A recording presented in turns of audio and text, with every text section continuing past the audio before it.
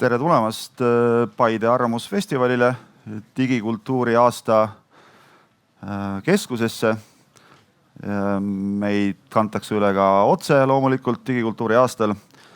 Minu nimi on Kalmar Kurs, olen täna Eesti Rahva Muuseumi avalik- ja välissuhete juht.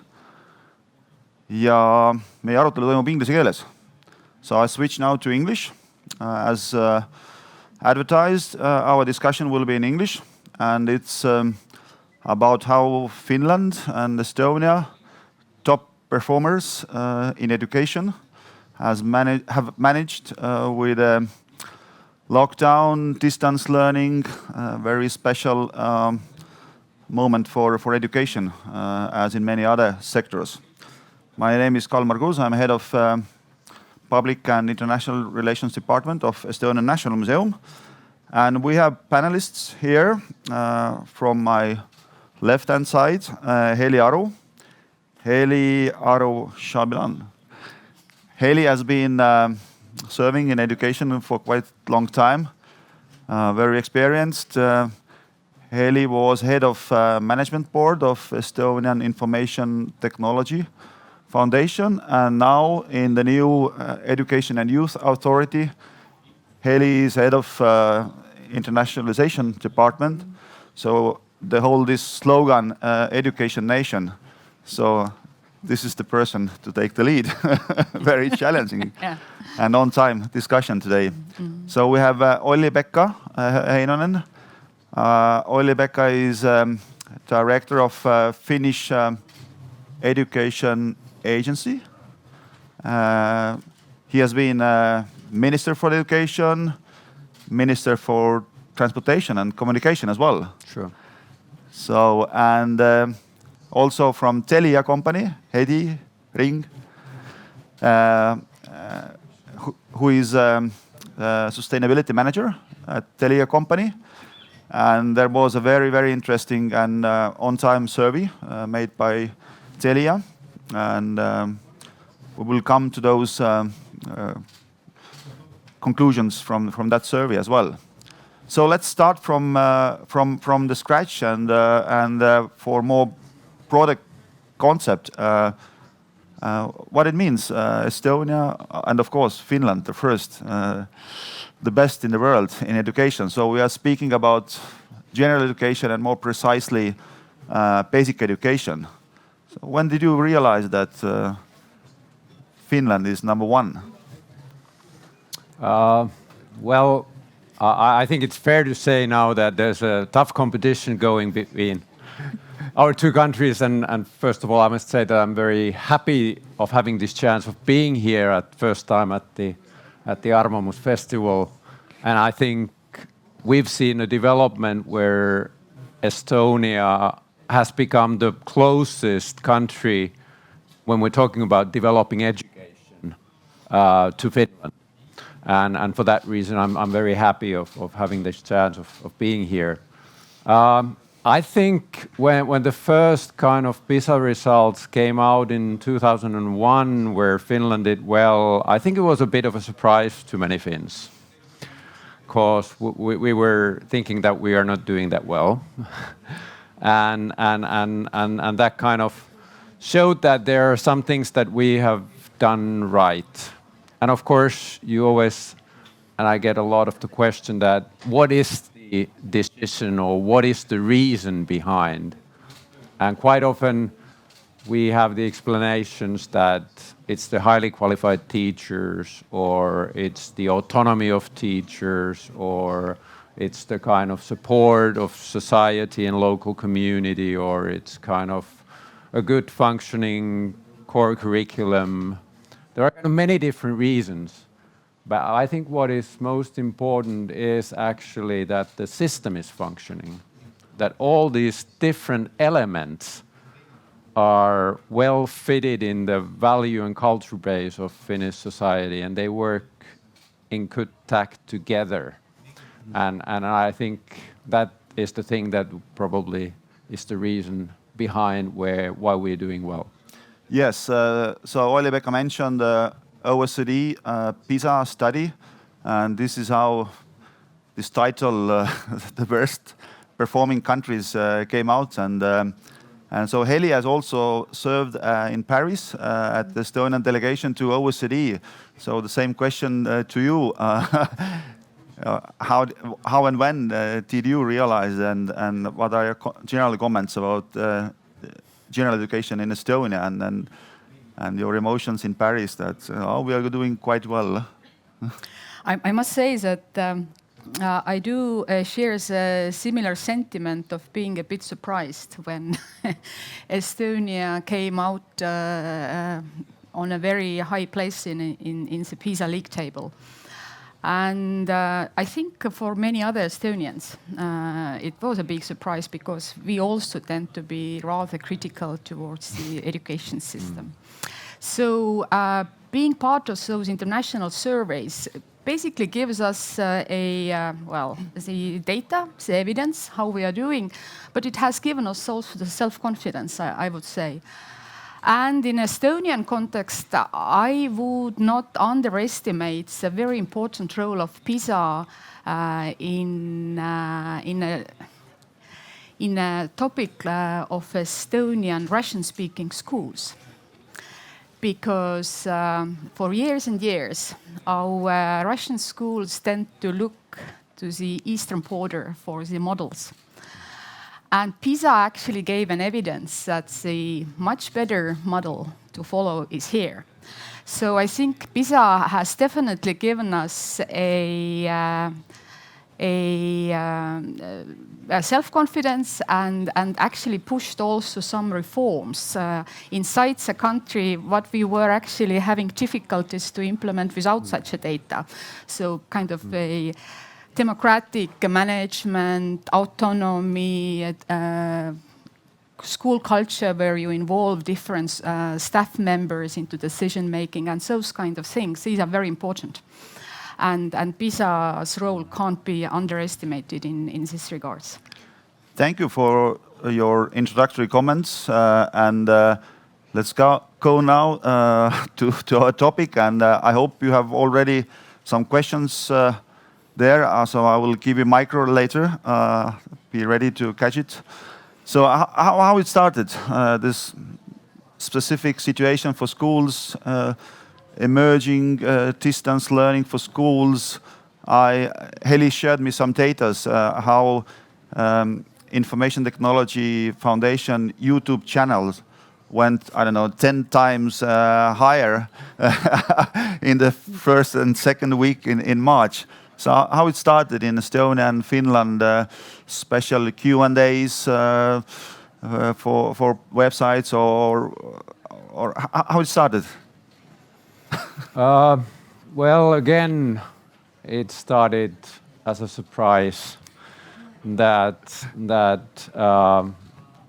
we had 2 days time to make the shift to distance learning mode, and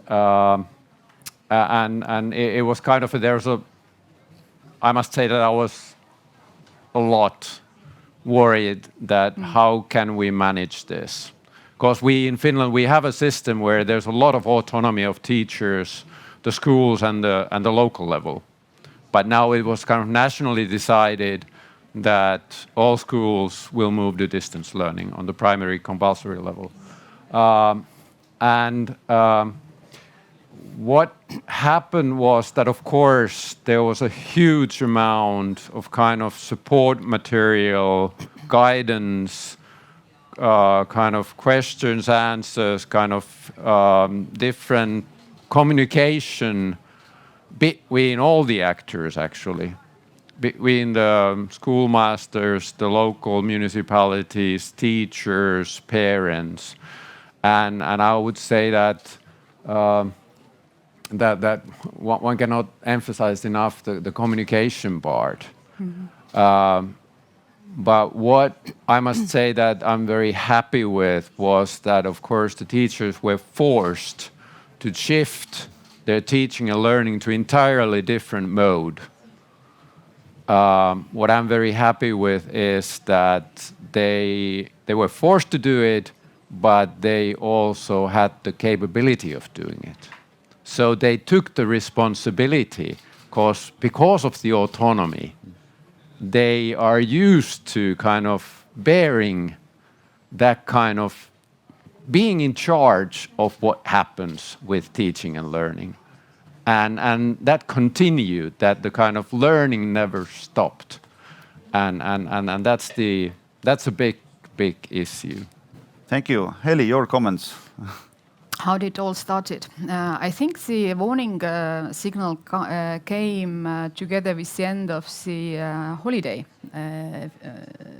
finish, because just before the pandemic started, there was a school holiday.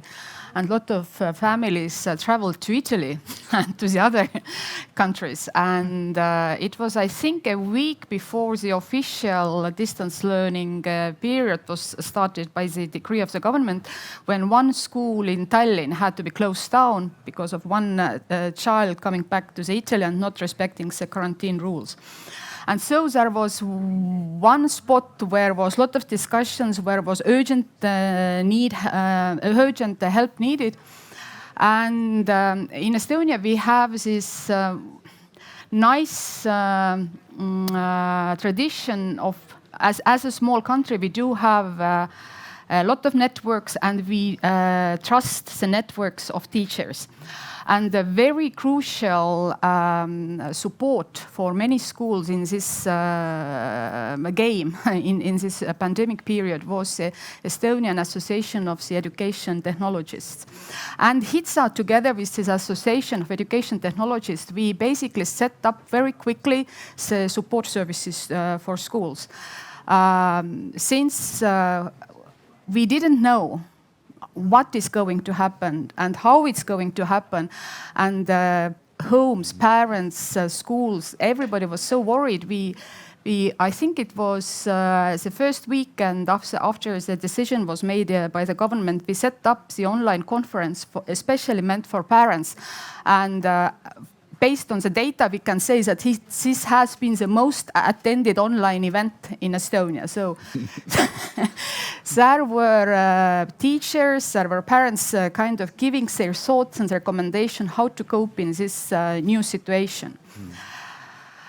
We provided online help for schools who don't have education technologists, again, together with Education Technologist Association.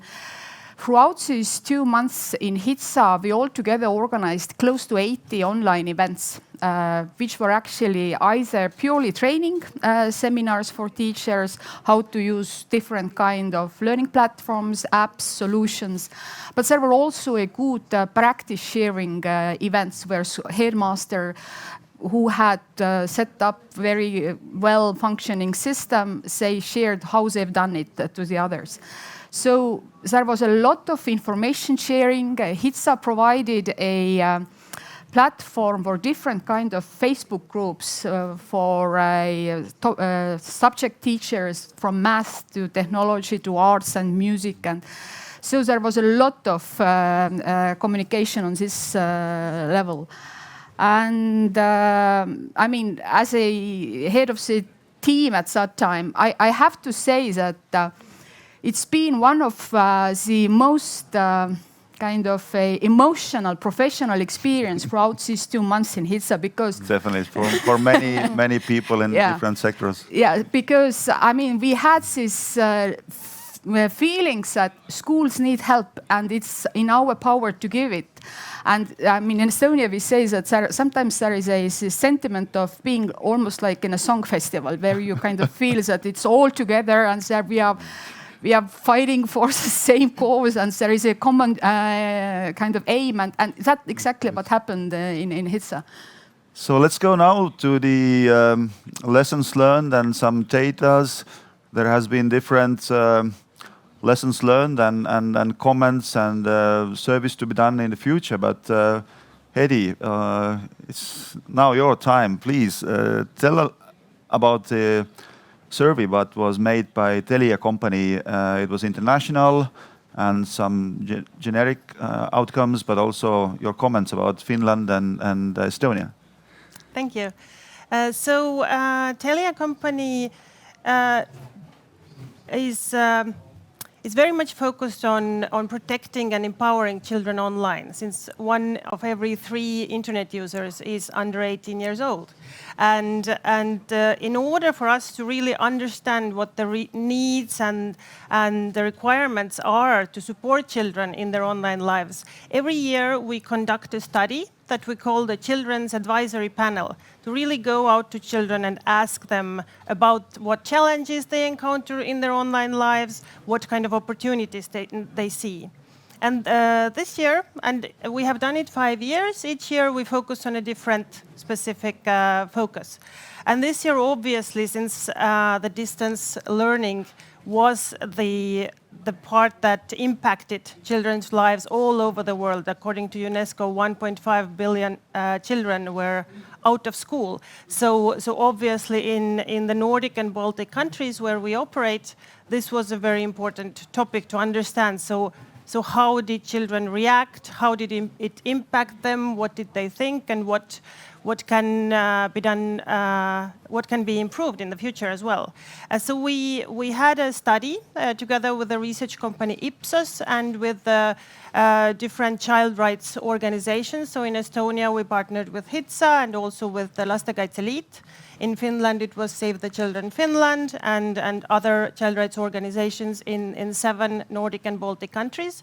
And we did an electronic study, a questionnaire among a large demographic of children, not only in capitals, but we tried to catch quite a broad demographic. So in Baltics, it was also Russian-speaking children. So the total number of participants was 7,000 kids in each country in the age group of 10 to 18. And it was done in May, so the children already had at least a month and a half experience in distance learning. And there were 3 things, and I'll just mention a few main kind of findings. 3 things that we looked into. We looked into children's general satisfaction, how satisfied were you with your experience in digital learning? And in relation to that, also the access. How was the access to the internet? How was the access to devices, to the school systems? And to our big surprise, I think, and in most of the countries, a lot of the children were very satisfied with their experience. So, and mostly actually, compared to the others, the Finnish kids were most satisfied. There was more than 60%, 66% of the Finnish kids, and the second came Estonian, and the third is Norway. But there were some countries where it wasn't as good. And we also found that at least in these countries, the satisfaction, how satisfied the kids were with the experience, was directly correlated with the quality of the internet, the quality, the access of the devices, if they had to share the device with their parent or with their sibling, or if they had problems and issues with accessing school systems. In some countries like Denmark and Lithuania, that was very much related to why some of the kids were not satisfied with that experience. Secondly, we asked about their learning experience, and also what was the support they felt they received from their parents and from the teachers. About the learning experience, one of the interesting things was that in most countries, a lot of the children said that they were much more independent in doing their studies. So they felt that their level of independence had increased. And also 3 out of 4 kids said that for them the way of learning has changed. They have learned new methods of study, they have learned new ways of communication, and they also mentioned some of the things that they found very useful, like subject-based programs, tutorial videos, online tests, and also communicating through social media with their teachers and also with their classmates. And then about the support from parents.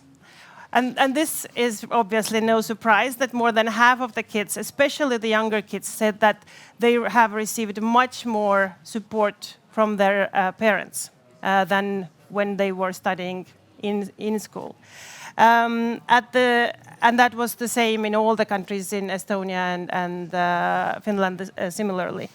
But at the same time, a big percentage, more than 40% of kids said that they received less support from teachers compared to when they were studying in school. So it looks like parents, especially for the younger kids, and obviously it's quite logical, have taken some of the responsibilities to support the children. And there was kind of comments that the children would like to have more useful feedback from the teachers, and also that the teachers would be more available for questions during the day. And then the third thing we looked into, and the final thing, and then I'll stop, was the general well-being and their experience in online safety. About the general well-being, the positive thing is that most of the kids, also in Estonia and in Finland, said that during this time when they studied at home, they felt calm, they felt happy, and they felt safer.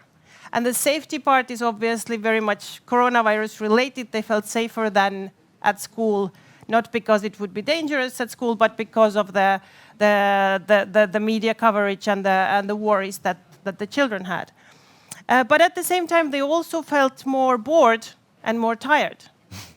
From the physical side, they said that they sleep more and eat more healthy when they are at home. It's probably also related to many of the parents working from home and providing the healthy food. But at the same time, much less exercise, and more than 80% of the kids said that they have increased their screen time. So the screen time issue is definitely something that is, and especially related to being less active in sports, and the result of being more tired and bored. I can see some relation in there. And then just finally, 2 words about online safety. One of the things that was struck me as alarming was that 1 of every 10 children said that during this time, 1.5 months that they had experienced the distance learning or learning from home, they had been contacted by an adult that they didn't know. So that means it's basically 3 kids per each class. So it's a huge amount, and the same 1 in 10 said that they saw inappropriate content online during their studies. Also something that should be considered and made sure that that the online safety is something that is part of the discussions with the class and with the teacher in the future as well. Thank you for those conclusions, and it's also good to point that it wasn't about distance learning only, it was about food as well. I have 3 children, 10, 13 and 16. It was extra time in several aspects, definitely. Yeah, but Olli-Pekka and Heli, your short comments, and then we will go to the audience and questions about the survey and additional comments. Yeah, well, first of all, I would like to say that the results that we just heard, they go very much in line with the other questionnaires that we have done in Finland. There's been a lot of questionnaires actually done by a lot of organizations. So in that sense, we have a lot of data about how people have felt about what has happened and how they have behaved. The thing that we're still missing and lacking is the understanding about what has this meant to the learning.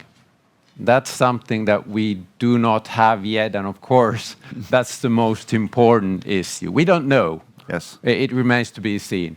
To me, the lock time and the distance learning to education system, it's been in a way kind of an X-ray picture of our education system.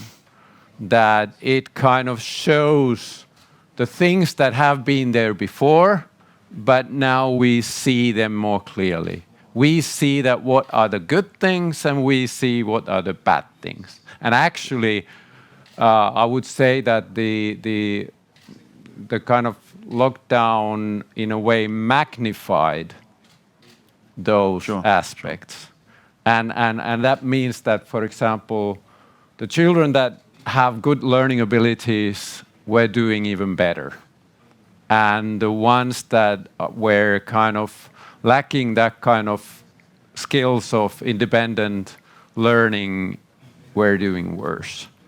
And the same thing I would say was something also with the kind of involvement of parents and the school, that if beforehand the distance learning period, if there was a kind of a healthy communication between the home and the teacher, then everything kind of went quite smoothly. But if that was missing, it was very difficult to create a trustful relationship there where everybody understood that whose responsibility is what. So I would say that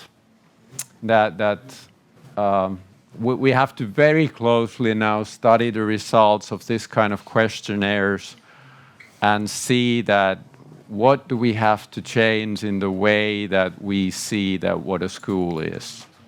Thank you. Heli, your comments about the survey and some extra conclusions. I agree very much with the sentiments that I was surprised that the results were so good because when you read the social media during this 2 months, then you actually see a lot of stress and even anger sometimes on the side of the parents or teachers.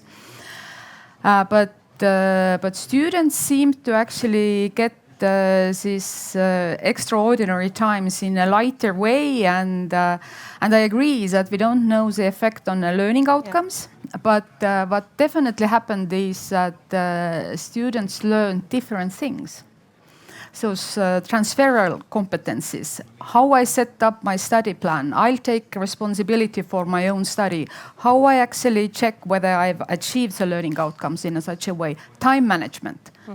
I mean, all those things which are very essential in a labor market context. Now actually students had to kind of be very good suddenly.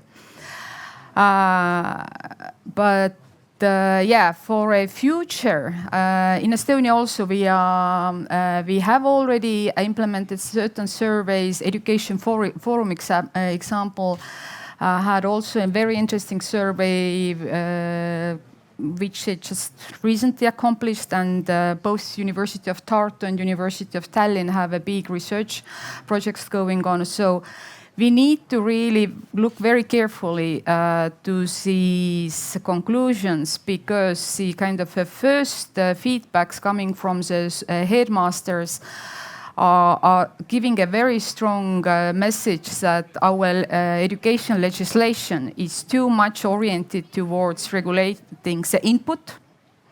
Although for years and years we have talked about that it's all about learning outcomes and we don't really go into the details of the processes, but actually we do manage times, the way how the school day is set up, and these are all things we need to get rid of. So there has to be more flexibility given on a school level to really set up the learning processes in such a way which are most kind of useful for the local community. So we are here at the Digital Culture Center for Paide Festival, and so I see, it was a special period to shift education and distance learning to be more normal part in the future, even in a normal situation. And there has been really several lessons learned, but just a short comment, just one thing or one area you think that it should be more surveys or analyses or data. Of course, education performing and results is important, and we'll see that in the future, whether it's OECD PISA study or others. But one thing you would like to know more. Well, I think we're talking about the kind of digital side, and I think it's important actually not to combine distance learning and digital learning. that digital learning has an important role to play at schools, if you are there. I think there are different things, but definitely the thing that I think we should concentrate more on the digital front is the role of collaborative learning, that it's not the screen and the learner, but it's actually the learning community.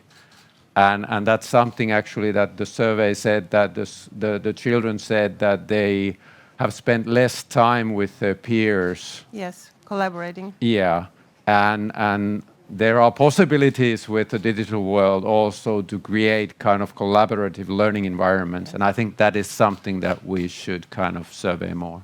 Thank you. Heli? I very strongly believe that these 2 months that we had in the springtime, it wasn't just one occasion, and we just can go back to the ways we used to have schools. I think that will permanently actually change how the learning is going to be conducted. And we also know that technology is going to play a much bigger role in the education system. At the same time, we have a very little evidence how the learning in support with technology or with the technology, how it actually affects the learning outcomes. And there are new products and services coming into the market, and I think this kind of all area of better understanding what kind of digital tools can help to get what kind of results in what kind of student groups, in what kind of subjects. I mean, all this area is something what needs to be much closer looked into, because we need to learn a lot more. I mean, AI-based solutions are coming in, and it's unavoidable. And there are big benefits for teachers because they can actually release their valuable time for much more individual support for students. But how to use those tools wisely, we need to learn much more about that. And from Telia Company, what are your... Yes, I think there's two things. One is definitely, I agree with both of you. In this survey, the open answers where the children could say something that they still wanted to say. One of the things that repeatedly came out, and in most of the countries, was that there were too many different programs. That how would it be possible, and it was difficult to kind of manage all of them and understand how to access one or the other on a timely manner and so on. So how it would be possible to make sure that the platforms and the access of children to these is really good and simple and user friendly. And secondly, of course, generally the access and the devices that the children have. The study showed that actually in many of the Nordic countries, in Finland included, Norway, Sweden, more than 60% of kids said that they received their devices, laptops or what they needed, from the school. In Estonia, it was 14%. And very quickly it came out that there are children who don't have access or don't have devices. So in Estonia, there was this initiative called Igale lapsele arvuti, a computer for every child, that Telia also joined to provide the internet service for these laptops with other organizations. The same was done very actively in Lithuania, for example. But if and when the situation comes back, to make sure that also, and find out in cooperation with local municipalities who are the children who would need to make sure that they have the necessary access to the school systems at all. Thank you for your comments. And now we are going to questions from the audience. So please. Please pass, anna talle edasi.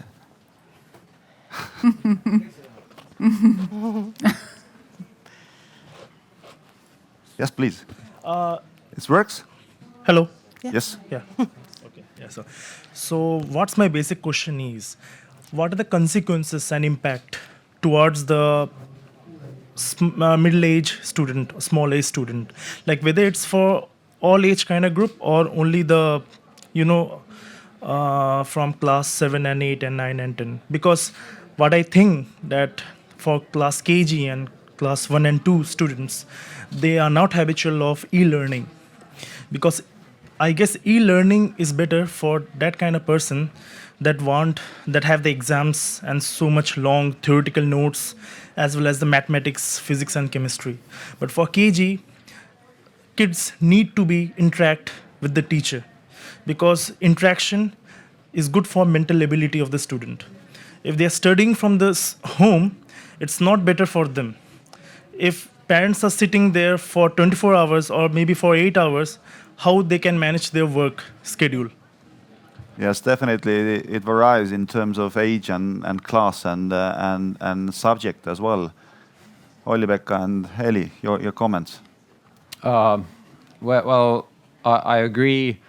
And actually this question comes to the point that how we see that whether a school is a service or a place. And I must say that myself, I am for the idea that school is also a place. Because, for example, in our primary or compulsory education legislation, the goal of a school is to support every child to grow into humanity and being a respectful member of the society.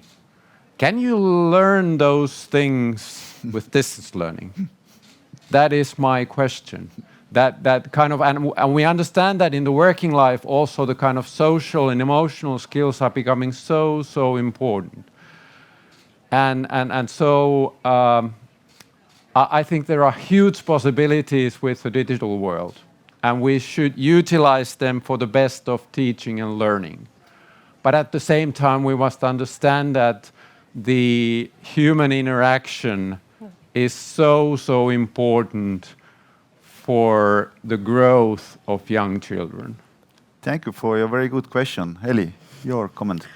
I think Education Forum survey showed very clearly that teachers who are we see younger kids, they felt much more stressful, and because they were in a very difficult situation. Obviously, because of the same thing, you need to have a social interaction.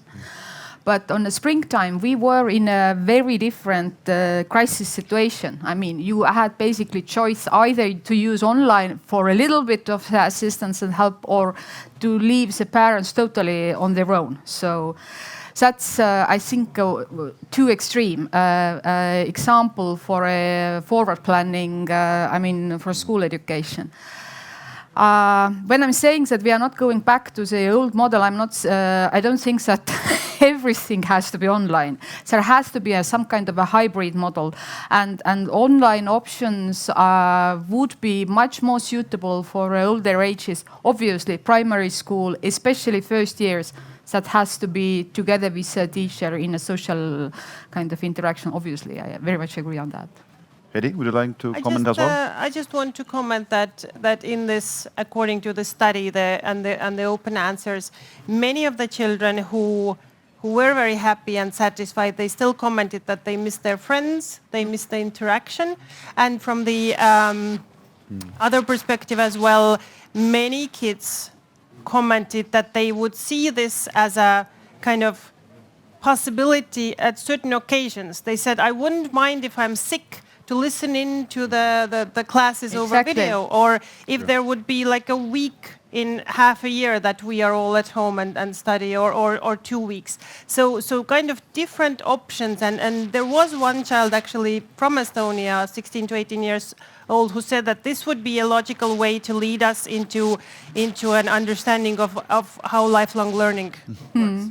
So in that sense, definitely the older kids, it would be better suitable, and maybe for specific occasions as well? For specific occasions, just give you a bit of the kind of humorous example. One school, in Hitsa we worked with a group of school of 20, where we provided some more proactively the support.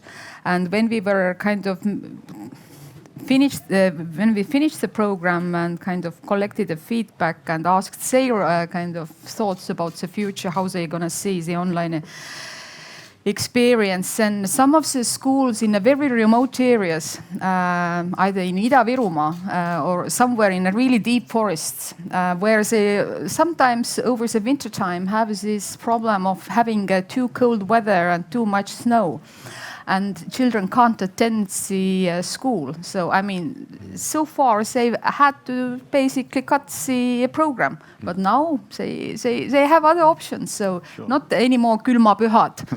you actually can have the programs all the time. Sure. So who has the next question? Please pass there. Yeah, so I've seen some info about American system, and there is some evidence that people might tune more into more of the homeschooling, not as much schooling like we have here.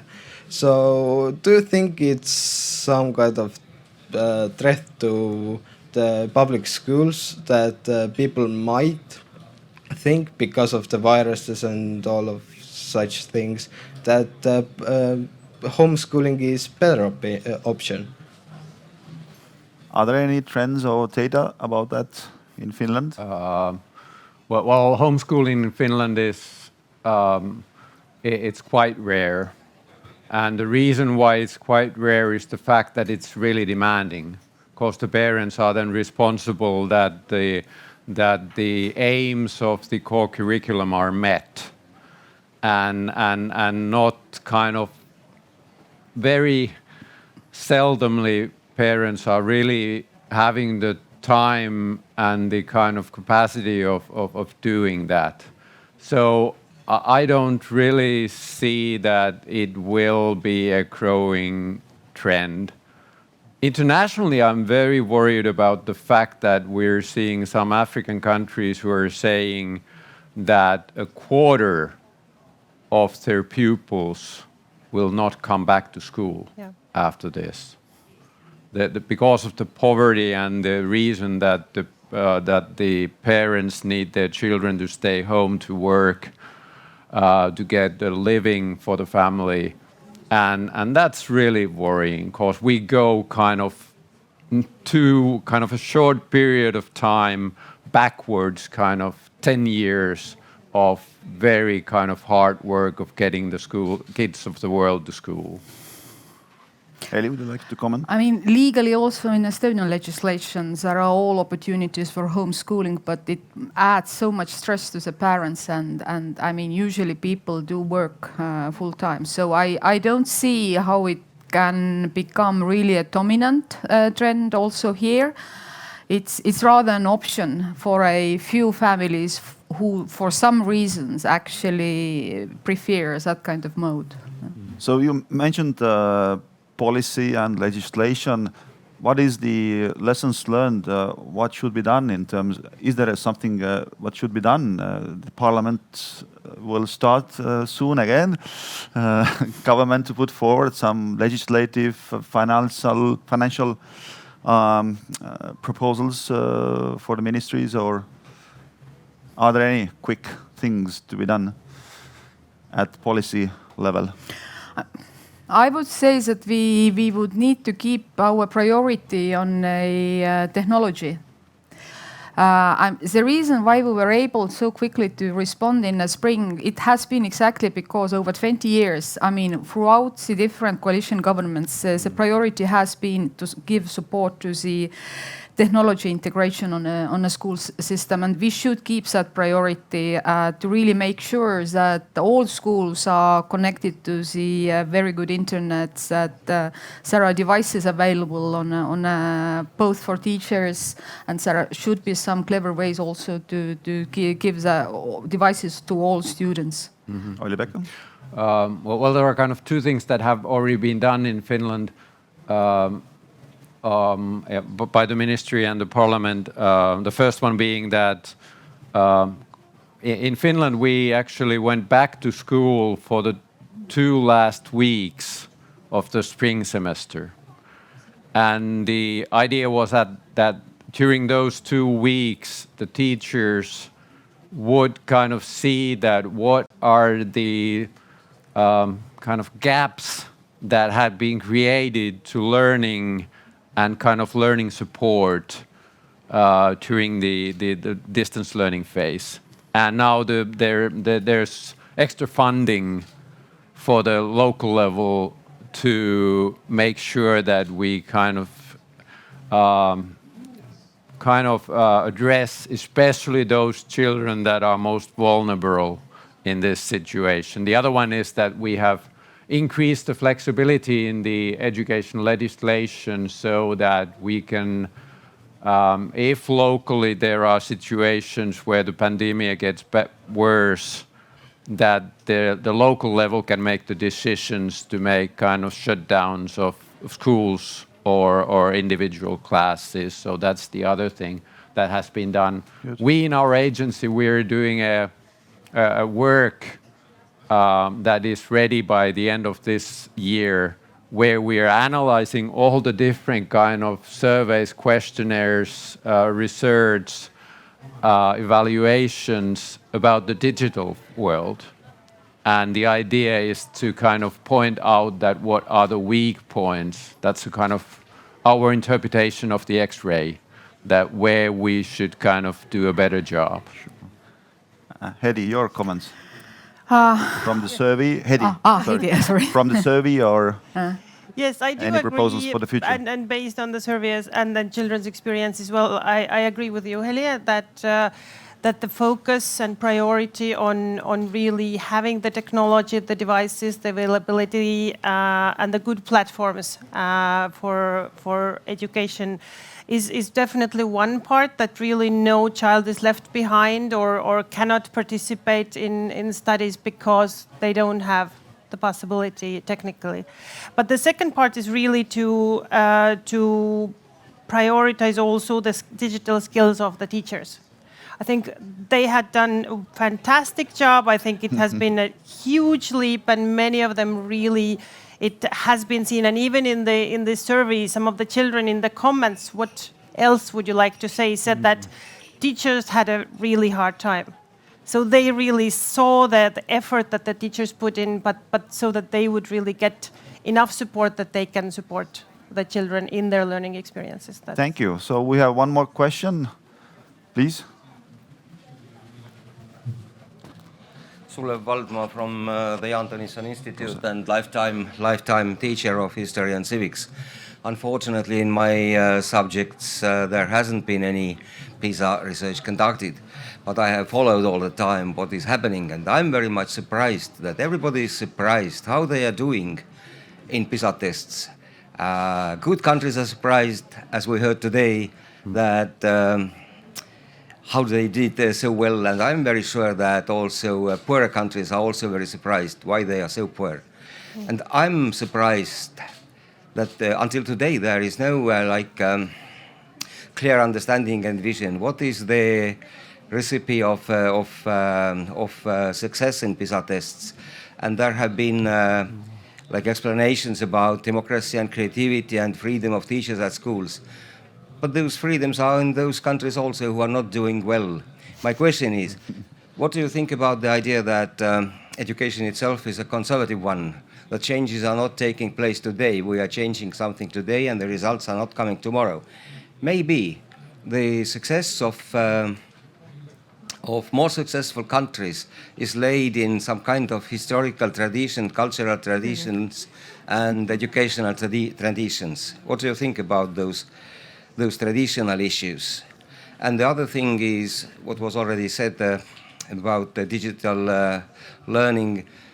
I'm very happy that you all mentioned about that the school is an environment for socialization for human being. If they are also always attending internet lessons, they are not going to socialize so that they can manage with each other on the streets. But what about tradition? Please, your comments. Yeah, I think you are very much right. The good PISA results, it's kind of a puzzle of very many different pieces. There are education policy decisions why we are so good in PISA results as we are. But I personally very much believe that the historical background and that, I mean, we have had for centuries high literacy rates in Estonia. That we have as the kind of a belief and the value. We put a lot of value in education. We are a rather homogeneous country with a homogeneous population. We are also a class-free country. We are coming from a rather kind of limited means background, all of us, and education has been a way of getting into a better position in life. So there are those very important factors which have contributed to our success and which can't be replicated in other countries because there are other social circumstances. So learning from PISA and kind of taking over some lessons, it's possible to the limited extent. That's my very strong personal belief. Olli-Pekka, please. Yes, I think it's a very difficult question, very, very difficult question. I would like to kind of start with saying in Finland, we do not develop our system to be good with PISA results. No, that's not our aim. And actually, as I said, it was a surprise that they came out good and we didn't do before that. We were not planning for doing good in PISA. So there are other kind of aims that we have. I agree that the tradition is very, very important, and there are certain issues, like in Finland, for example, the equality in education is a very central principle, that nobody is left behind, really. And that every school is a good school. And we want to keep those things our strong points also in the future. And at the same time, it's also true that every time, in a way, makes its own interpretation what is, you don't have in English the word sivistys, what is it in English? It's Bildung. Okay. It's a wider concept. Yeah. It's not just kind of learning certain knowledge and skills, but it's kind of actually growing into humanity. And that is the tradition that I think we should, in all kind of phases of time, keep in our mind. Heddy, your final comments. We have to conclude. Yes, I cannot maybe directly address that issue, but for Estonia, what I can say is also that it seems to me, and through the studies that we have done over the years, that children really see and are taking pride in Estonia being kind of the startup country, the ICT country, the tech leader, and that might be something that also kind of inspires them to study harder certain subjects to find their kind of careers in these areas. So that might also have something to do with it, and also, of course, what you mentioned earlier as well. So thank you for your contribution, and I really hope that top performance Estonia and Finland in education, to a lot of cooperation to to get to the point and the lessons learned from this spring. And in the future perspective, there are several interesting projects going on and service to be done. We had today panelists, Heddy Ring from Telia Company, Sustainability Manager, Olli-Pekka Heinonen, the Director for Education Agency in Finland, and Heli Aru from Education and Youth Authority of Estonia, who takes the lead of internationalization and Education Nation brand. So thank you for that discussion. And once again, welcome back to the digital culture era here by the festival. Thank you.